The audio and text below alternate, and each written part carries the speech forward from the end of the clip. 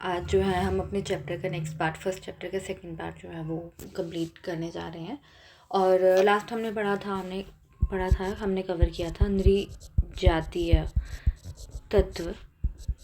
नृजातीय तत्व में हमने जिसे इथनिसिटी भी कहते हैं, नृजातीय तत्व के बारे में पढ़ा था कि किसके आधार पर नृजातीय तत्व जो हैं वो भाग उनका इंडिया में किया गया है। सिर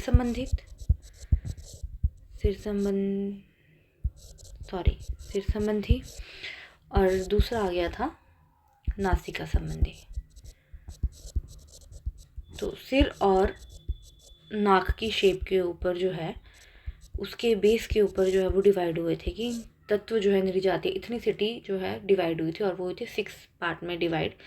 लास्ट चैप्टर में हमने टॉपिक में हमने पढ़ा था, वीडियो में हमने ये क्लियर किया था। तो पहला आता है हमारा नेग्रीटो, जिन्हें निग्रो कहते हैं। तो नेग्रीटो जो है, इनकी जो आइडेंटिफिकेशन है ये सबसे प्राचीन जनजाति में कंसीडर होती है। पहला इसका पॉइंट क्या था, ये सबसे प्राचीन प्रजाति जो है वो जो इंडिया में पाई गई थी वो थी सबसे प्राचीन प्रजाति निग्रीटो पाई गई थी। और ये कहाँ कहाँ पर पाए गए थे, कौन कौन से एरिया में ये पाए गए थे? अंडमान निकोबार में पाए गए थे इनके जो इंसेस्टर हैं। फिर तो ये मिक्सिंग होगी, मिक्स ब्रीड होगी कि यहाँ के लोकल ब्रीड से शादी करके मिक्स ब्रीड भी हो जाती है। और कोचीन, जो अभी भी इनके तत्व जो है अभी भी पाए जाते हैं निग्रोटो जनजाति के। ट्रावनकोर और आसाम में नागा, और पूर्वी बिहार की जो राजमहल पहाड़ियों का एरिया है वहाँ पर। ठीक है, तो निग्रीटो कौन कौन से एरिया में पाए जाते हैं? अंडमान निकोबार, कोचीन और ट्रावनकोर, आसाम में नागा, पूर्वी बिहार की राजमहल पहाड़ियों वाला एरिया, वहाँ पर ये जनजातियाँ जो है वो अभी भी पाई जाती हैं। ठीक है, और इनके अगर हम कद की बात करें कि इनका हाइट कैसी होती थी, मैं नेक्स्ट में आपको बताती हूँ। इनका जो कद होता था, नाटा कद होता था, छोटे होते थे ये कद में। नाक जो होती थी इनकी चौड़ी नाक होती थी, और सिर भी इनका चौड़ा, होंठ मोटे होंठ। ठीक है, और रंग, कॉम्प्लेक्शन जो थी इनकी काला रंग था। ठीक है, निग्रीटो के बारे में हमने अभी तक ये देख लिया, क्या क्या देखा है कि प्राचीन प्रजाति थी निग्रीटो इंडिया की। ओके, और ये पाए जाते थे अंडमान में, कोचीन, त्रावणकोर, आसाम में नागा, और पूर्वी बिहार की राजमहल पहाड़ियों में। ओके, और कद होता था इनका नाटा कद, नाक चौड़ी, रंग काला, सिर भी चौड़ा और होंठ मोटे होते थे इनके। ओके, और इन्होंने क्या दिया इंडिया को? इन्होंने क्या दिया हमें? इन्होंने हमें दिया धनुष बाण की खोज। इन्होंने की धनुष बाण की खोज की इन लोगों ने।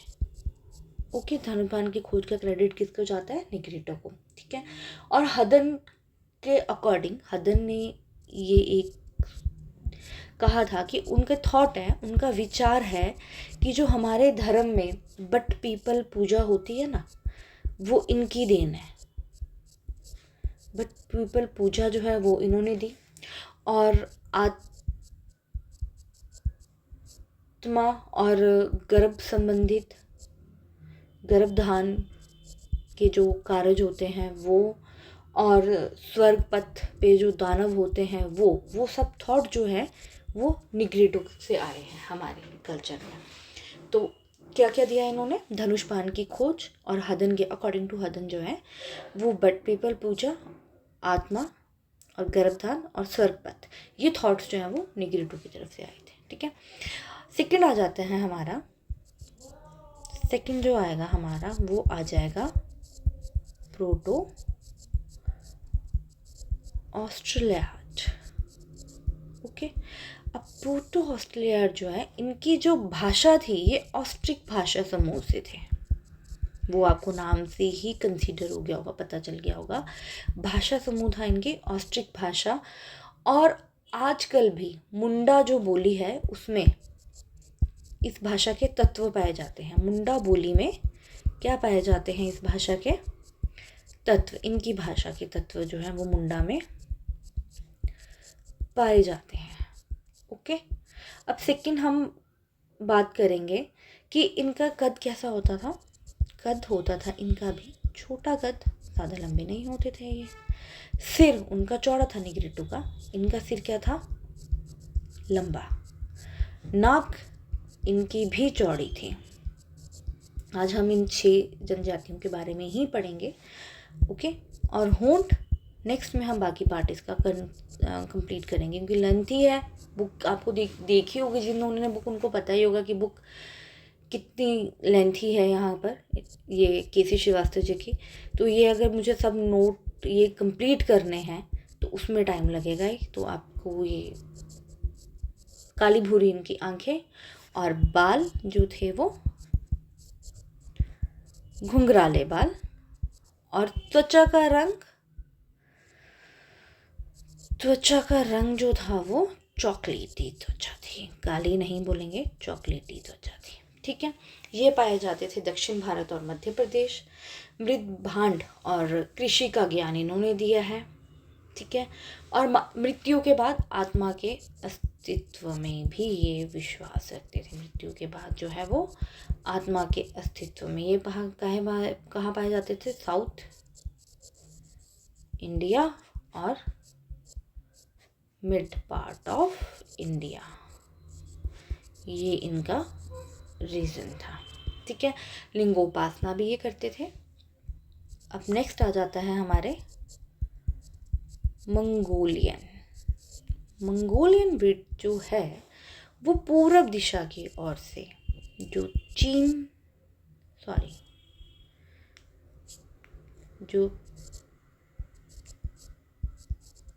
और तिब्बत का एरिया था, वहाँ से वो एंटर हुए इंडिया में। ठीक है, और इनकी भाषा भी क्या हुई फिर? चीनी तिब्बती भाषा इनकी हुई। ठीक है, इनके अगर हम फेशियल फीचर की बात करें, इनकी नाक होती थी चौड़ी नहीं होती थी, इनकी नाक होती थी छोटी। होंठ मोटे और सिर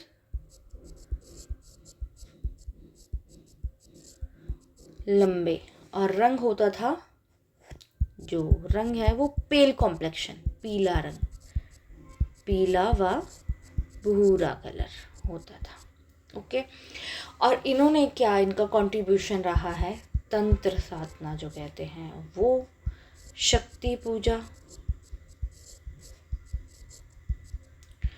और अश्लील धार्मिक कृत्य। और कहते हैं कि जो मोहनजोदाड़ो में, हड़प्पा में जो मूर्तियाँ मिली हैं इस टाइप की, तो वो इनकी ही देन है। ठीक, नेक्स्ट आ जाता है हमारा फोर्थ जो हमारी प्रजाति आएगी वो आएगी मेडिटेरेनियन।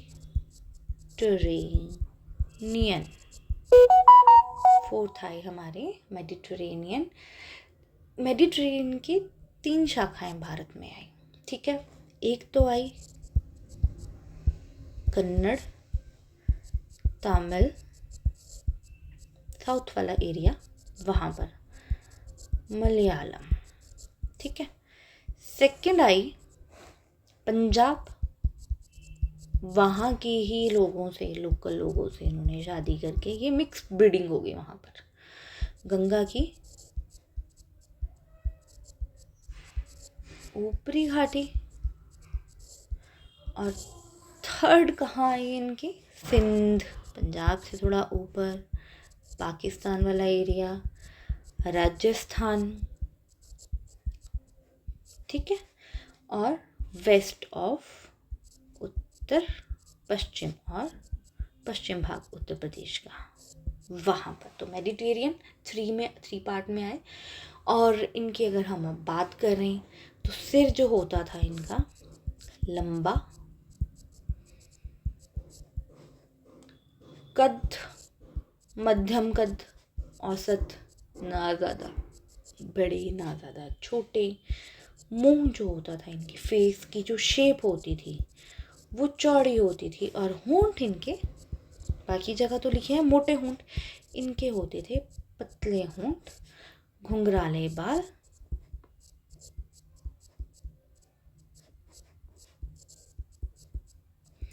और त्वचा भूरी। ठीक है।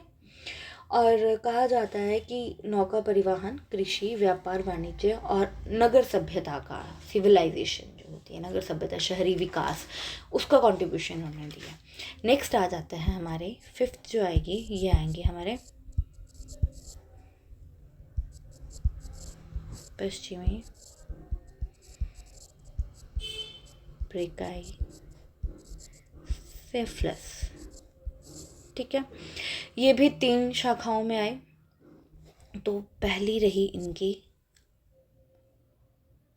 पहली शाखा होती है जो अल्प्स रेंज, आपने सुना है यूरोप में जो अल्प्स रेंज है, तो अल्पाइन यूरोप वाले पार्ट से ये बिलोंग करते हैं, अल्प्स रेंज। ठीक है, और इन्हें अल्पाइन भी कहा जाता है क्योंकि अल्प्स पर्वतीय क्षेत्र के सीमावर्ती इलाकों में रहते थे। दूसरा गुजरात, बिहार, उत्तर मध्य प्रदेश।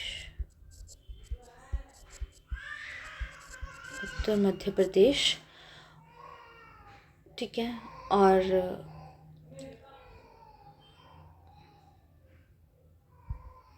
सॉरी, ये तो इसमें आएगा, अल्प्स रेंज वाले यहीं आएंगे। सेकंड आता है इनका डिनारिक इनका एक और पार्ट है जो इनकी जनजाति को डिनारिक कहते हैं। वो पाई जाती है इंडिया में बंगाल, उड़ीसा, काठियावाड़ गुजरात में है ना, कन्नड़, तमिल। और थर्ड जो है वो आर्मीनाइड, ये है जो मुंबई के पारसी हैं। ओके, मुंबई के पारसी। ओके, अब हम नेक्स्ट में जाते हैं। नेक्स्ट कौन सी रही हमारी जनजाति? नादिक। नेक्स्ट कौन सी थी, हमने लास्ट नोट्स में कवर किया था। नेक्स्ट है हमारी नाडिक। और नाडिक को जो है वो आर्यों का प्रतिनिधित्व करने वाले कहा जाते हैं। आर्यों का इन्होंने प्रतिनिधित्व, मतलब जो आर्यों से पहले कंसीडर होते हैं, कि जो आर्य जाति बनी थी, जो आर्य बने हैं, तो उनका जो प्रतिनिधि किया था वो नाडिक ने किया था। और इन्हें हिंदू सभ्यता का जनक कहा जाता है। हिंदू सभ्यता का जनक कहा जाता है। इनका सिर जो थे लंबे, त्वचा श्वेत व गुलाबी, आंखें नीली, बाल